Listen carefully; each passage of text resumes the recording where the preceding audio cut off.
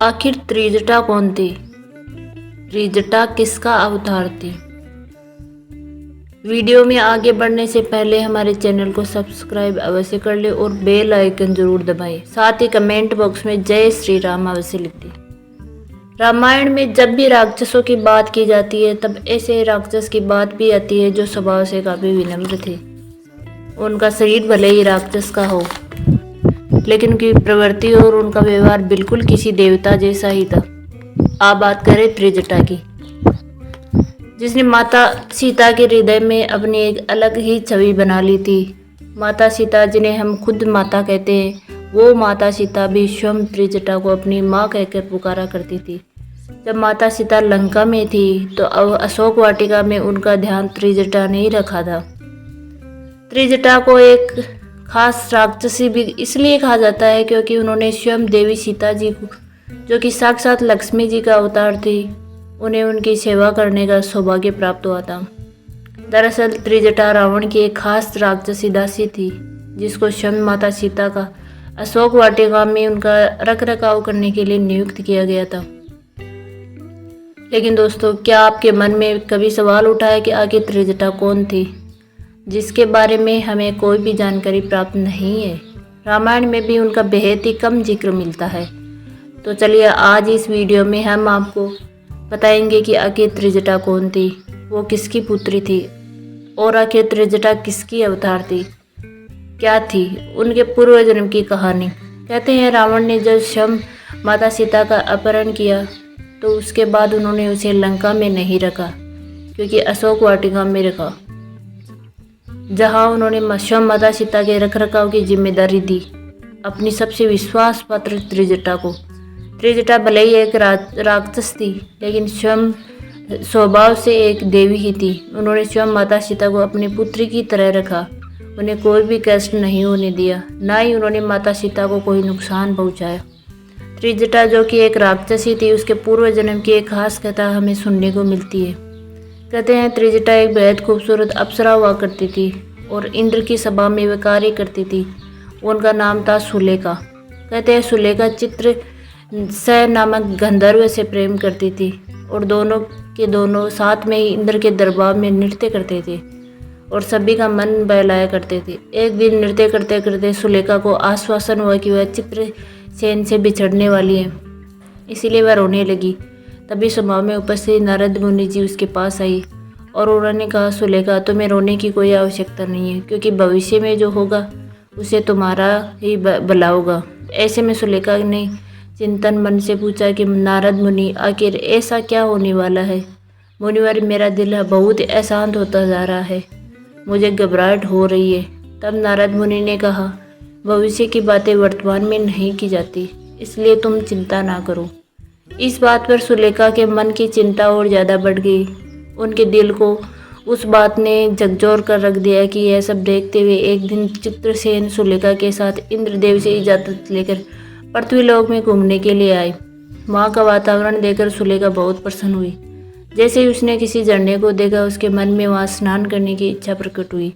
उसने चित्रसेन से कहा और दोनों उस झरने में जाकर साथ में स्नान करने लगे, एक दूसरे पर पानी डालने लगे। दोनों नदी में हंसते हंसते ठिठोली मार रहे थे और एक दूसरे के ऊपर पानी मार रहे थे। पास में ही एक चट्टान पर बैठे ऋषि दुर्वासा तपस्या कर रहे थे। बार बार पानी की छींट पर उन पर पड़ रही थी। सुलेखा और चित्रसेन इस बात से बिल्कुल अनजान थे। उन्होंने तो यह आभास में नहीं था कि उनके समीप की चट्टान में स्वयं ऋषि दुर्वासा बैठे हैं। वह खेल में अपने खोए हुए थे। जब ऋषि दुर्वासा से यह सहन नहीं हुआ तो उन्होंने अपनी आंखें खोली और सुलेखा से कहा, तुम यहाँ से चली जाओ, तो तुम्हारे खेल की वजह से पानी की छींट मुझ पर पड़ रही है, जो मेरी तपस्या में विघ्न डाल रही है। लेकिन ऋषि की बात मानना तो दूर, सुलेखा ने उल्टा उन्हें जवाब दे दिया कि ये देखकर ऋषि दुर्वासा को और भी ज़्यादा क्रोध आ गया। आप सब तो जानते ही हैं कि सभी ऋषियों में सबसे क्रोधित ऋषि दुर्वासा को ही माना जाता है। उन्होंने ही स्वयं इंद्र को, सभी देवी देवताओं को श्राप दिया है। वो बेहद ही शक्तिशाली और क्रोधी स्वभाव की ऋषि थे। इस तरह सुलेखा के वापस जवाब देने पर ऋषि दुर्वासा आग बबूला हो गए और उन्होंने सुलेखा को यह श्राप दिया कि तुम जल्द ही सुंदर शरीर को त्याग दोगी और जिस तरह तुमने मुझसे बात की वह एक राक्षस की प्रवृत्ति होती है, इसीलिए तुम अगले जन्म में एक राक्षसी के रूप में जन्म लेगी, राक्षस कुल में पैदा होगी।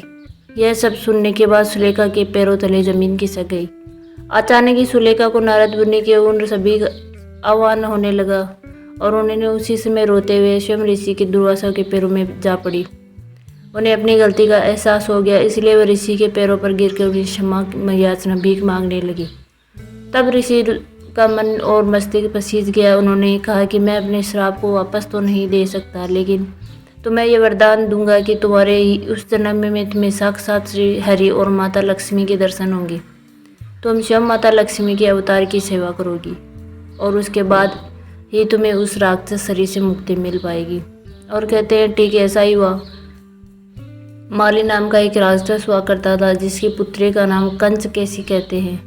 कंचकेसी ने हरि कीर्तन करके ऋषि विष्णु श्रवण कर लिया था। दोनों ही एक दूसरे को पसंद करने लगे थे।